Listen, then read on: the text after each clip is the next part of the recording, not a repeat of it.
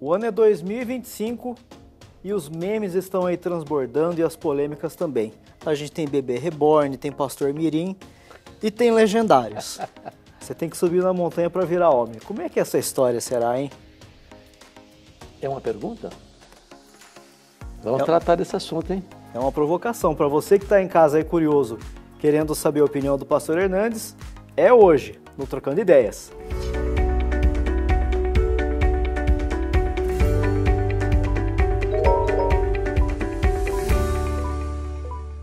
Muito bem, seja bem-vindo, obrigado pela sua companhia conosco aqui no Trocando Ideias. Nós estamos aqui na IPP TV e no canal do YouTube da Luz para o Caminho, uma produção aqui de Campinas. Pastor Hernandes, seja bem-vindo mais uma vez. É um privilégio, Thiago, estar aqui com você, maiormente para tratar de assuntos que estão aí na agenda, na pauta das igrejas, da nação brasileira, e poder tratar desses assuntos à luz da Bíblia é muito importante. Pois bem, então a gente vai conversar, vamos ver quem mandou essa pergunta para nós aqui, foi a Fátima Maria. Equipe do Trocando Ideias e Pastor Hernandes, o que o senhor acha do grupo Legendários que promete um encontro com Deus e uma transformação através dos limites físicos? Obrigado e que Deus abençoe a todos. Bom, primeiramente, Tiago, eu não gostaria de ser um analista crítico sem conhecimento profundo. Às vezes as pessoas comentam negativamente por desconhecerem todos os detalhes. O que eu sei, e conheço gente séria que faz essa caminhada com um propósito positivo. A questão do esforço físico é bom, é positivo, porque a proposta é, numa caminhada difícil, uma jornada, seja subida de montes, passando por lagos pantanosos, com uma carga pesada nas costas, é para provar a essa pessoa aquilo que Viktor Frankl provou no livro dele Em Busca de Sentido. O ser humano não conhece totalmente o limite da sua capacidade de sofrimento. Agora, se numa jornada dessa, onde um grupo de homens, formando o que se chama de uma família de 15, 20 pessoas, aliançam entre eles, que vão cuidar um dos outros, que família não fica para trás, isso é apenas um exemplo daquilo que ele precisa fazer pela sua família. Porque às vezes o homem se empenha, se esforça, se dedica, se sacrifica pelos negócios, pelo dinheiro, pelo emprego, pela empresa, mas não tem o mesmo empenho, a mesma dedicação, o mesmo sacrifício pela sua casa, pela sua mulher, pelos seus filhos. Até onde eu sei, não há nada de místico. Até onde eu sei, não há nada de teologia por trás. Não é a montanha, não é o vale. Mas o que eu entendi, e eu tenho informação, é de que tudo isso tem um propósito maior. É de que você, nas suas limitações, depende de Deus. Segundo, na sua postura de até mesmo se sacrificar, você precisa lutar ainda mais pela sua família. O meu filho fez recentemente, e a lição que ele aprendeu, o que ele me compartilhou, foi exatamente isso. A experiência em si não tem nada de místico. É apenas para você conhecer os seus limites. E conhecendo os seus limites, a pergunta é, até que ponto você está pronto a se sacrificar, a se esforçar, a ir um pouco mais além, a dar uma segunda milha em favor do seu cônjuge e dos seus filhos.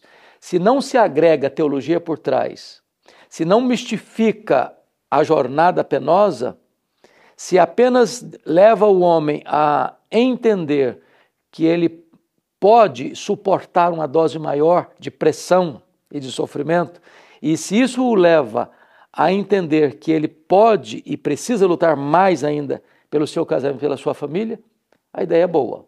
Eu acho que tudo aquilo que agrega, entretanto, alguma teologia por trás, ou que esse grupo mais tarde venha a ser um fim em si mesmo, afastando a pessoa da igreja, aí é um problema. Isso não pode substituir a igreja, isso não pode agregar teologia por trás, isso não pode concorrer com o trabalho da igreja, dos homens da igreja, dos líderes da igreja, mas se é apenas uma experiência de levar a pessoa a compreender que ele tem mais capacidade de suportar pressão, seja no trabalho, seja na empresa, seja nos negócios, seja na vida pessoal, seja na saúde, com um propósito maior, que é cuidar da sua casa, da sua família, eu não vejo nenhum problema. O difícil para mim é censurar sem conhecer. E esse é um perigo que todos nós corremos. Agora, eu entendo que a experiência em si ela é positiva, como é positivo qualquer caminhada que uma pessoa vá fazer nas montanhas ou um exercício, talvez de uma coisa mais radical, para provar do que é capaz o ser humano na sua capacidade física, mental, emocional e, sobretudo, espiritual. Tá, então, Fátima, a opinião do reverendo Hernandes. A nossa próxima participação é de Josimar Carvalho. Olá a todos, eu gostaria de perguntar ao pastor Hernandes como a igreja deve se comportar ou fazer quando o líder da igreja faz coisas para tentar agradar pessoas, ao invés de tentar agradar a Deus. Bom, há líderes e líderes. Se eu estou falando de um líder espiritual, de um líder da igreja, esse líder, penso eu, Tiago, é ter um compromisso maior, superior com Deus. Ele não pode agradar as pessoas do ponto de vista pleno se ele desagrada a Deus. E se ele desagrada a Deus para agradar as pessoas, tanto ele quanto as pessoas que o estão seguindo estão erradas. Por quê? Porque o projeto de um líder é fazer a vontade de Deus. É liderar o seu povo na obediência à palavra de Deus. É levar os seus liderados a conhecer a Deus, a amar a Deus, a servir a Deus. Se ele está negociando a verdade, se ele está transigindo com valores absolutos para ser mais popular, para fazer a postura do politicamente correto, de tornar-se mais aceito e trazer uma mensagem mais palatável, ele está no caminho errado e ele vai induzir os seus liderados a um caminho errado. Então, esse líder, penso eu, precisa ser confrontado. Se existe um liderado debaixo da autoridade desse líder, que está percebendo isso nesse líder, cabe a esse liderado confrontar esse líder, para que ele se alinhe, se adeque aos ensinos da palavra de Deus e seja verdadeiramente um líder espiritual digno de ser imitado. Porque a vida do líder é a vida da sua liderança. Se o líder está desafinado com o propósito de Deus, ele vai conduzir seus liderados a um caminho largo, escorregadio, que vai desembocar na ruína. E essa ação não tem nada a ver com rebeldia, ir contra o ungido de Deus? Não. Essa ideia de que o líder fica debaixo ou atrás de um escudo, eu sou ungido de Deus, eu posso tudo e você não pode nada, eu falo o que quero e você não me questiona, isso é um falso entendimento das Escrituras. Todos nós hoje somos passíveis de erros, todos nós somos passíveis de sermos exortados, confrontados, porque a autoridade não está no líder, a autoridade está em Deus e na sua palavra. O líder só tem autoridade na medida em que ele anda de acordo com a palavra de Deus. Na igreja presbiteriana tem uma prática muito interessante na hora de uma pessoa fazer a profissão de fé, ser batizado. Você promete submeter-se às autoridades constituídas da igreja, enquanto elas forem fiéis às Escrituras? Porque se um líder não é mais fiel às Escrituras, ele não precisa e nem deve ser obedecido. Antes importa obedecer a Deus do que aos homens. Perfeito. Nós vamos para a última pergunta do Trocando Ideias de hoje, é uma pergunta da Renata. Existem revelações novas para orientar a igreja atualmente ou a Bíblia contém toda a vontade de Deus para a sua igreja? Ô Tiago, essa é uma questão essencial, mormente nos nossos dias, onde tem segmentos chamados evangélicos no Brasil e no mundo, que abrem espaço para as novas revelações, forâneas, estranhas à palavra de Deus. Isso é um grande risco, isso é um sério perigo, está na contramão do cristianismo verdadeiro. Por quê? Primeiro porque a Bíblia, ela tem, como diz o Dr. Billy Graham, uma capa ulterior. A revelação foi progressiva até Jesus, mas não a partir de Jesus. Está escrito em Hebreus, Deus falou muitas vezes, de muitas maneiras, aos pais pelos profetas. Agora nos fala pelo seu Filho. Então, a Bíblia hoje está completa.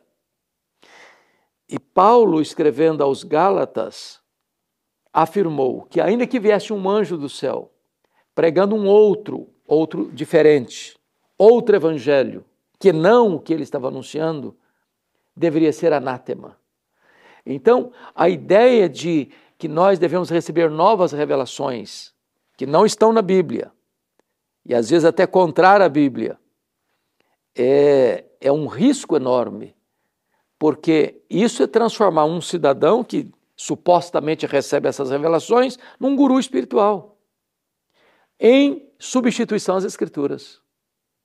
E essa prática mística, sincrética, tem sido, Tiago, um instrumento para levar muitas pessoas ao desvio, à apostasia, à confusão, à imaturidade, a adotar gurus espirituais. Eu vou no guru, porque é o guru que conhece a vontade de Deus, ele que vai me revelar o que eu preciso fazer, e a Bíblia continua fechada. Se eu quero conhecer qual é a vontade de Deus para a minha vida, eu preciso abrir a Bíblia, ler a Bíblia, interpretar a Bíblia, obedecer a Bíblia. Toda pessoa que começa a dar ouvidos aos falsos profetas, aos sonhadores alucinados, àqueles que querem trazer novas revelações de Deus em somatória ou em oposição às Escrituras, deve receber de nós um sonoro não. Isso não tem fundamento na palavra de Deus. A gente fala tanto sobre Bíblia aqui no programa, né, pastor? Eu lembro de uma frase do Charles Spurgeon que ele diz que há pessoas que têm a Bíblia em casa com tanta poeira em cima que dá para escrever com o dedo assim, condenação. Eu acho que é um bom momento para a gente convidar o pessoal lá de casa a conhecer e participar da Escola Bíblica Dominical da Igreja Presbiteriana de Pinheiros. É verdade. Que tal, pastor? Terei muito prazer disso. A Igreja Presbiteriana de Pinheiros, que patrocina esse programa para você, juntamente com Luz para o Caminho, é uma igreja que tem se esmerado em estudar a palavra de Deus. As classes, desde as crianças, passando por juniores, adolescentes, jovens, casais, adultos, todos têm como livro-texto a palavra de Deus. Então, se você quer estudar a palavra de Deus, você pode vir participar conosco pessoalmente. Se você mora fora de São Paulo, você pode também acompanhar todo domingo, Tiago, 9h30 da manhã. Pastor Arival ou eu estamos ministrando a palavra de Deus na escola dominical. Agora mesmo estamos expondo o livro de Amós e você é o nosso convidado a ser um aluno virtual, se não presencial, desse magnífico estudo do livro de Amós. Feito por hoje. É isso aí. Mais um Trocando Ideias aí para você. Continue aqui na IPP-TV, vem mais programação boa para você. Se você está no YouTube, aproveite para ver os outros programas, tá bom? E a gente espera você no próximo programa. Um grande abraço, Deus abençoe sua vida.